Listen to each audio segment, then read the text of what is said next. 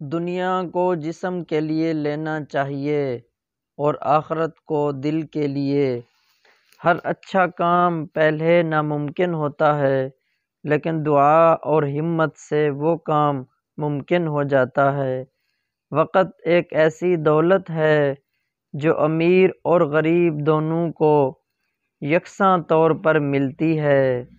محبت کا اثر لازمی ہے۔ اہل تقوی کی صحبت سے ان کے تقوی کا اثر پڑتا ہے۔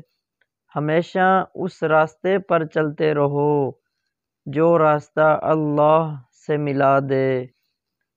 جس کام سے شرمندگی اٹھانی پڑے اس سے پرہیز کرو۔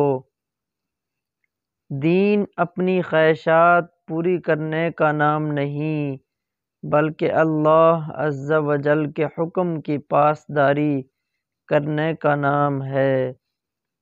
اگر تم لوگوں سے دولت ہو جائے، وہی تیرا بزرگ ہے۔ دنیا دریا ہے اور اس کا کنارہ آخرت ہے اور کشتی تقوی ہے۔ خوش اخلاقی ایک ایسا پھول ہے جو کبھی بھی نہیں مرجھاتا، مرد دم تک کھلا سا رہتا ہے۔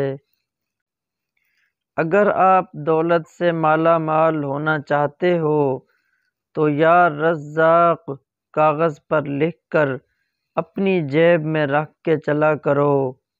غصہ میں کبھی بھی فیصلہ مت کرو اور خوشی میں کبھی وعدہ نہ کرو۔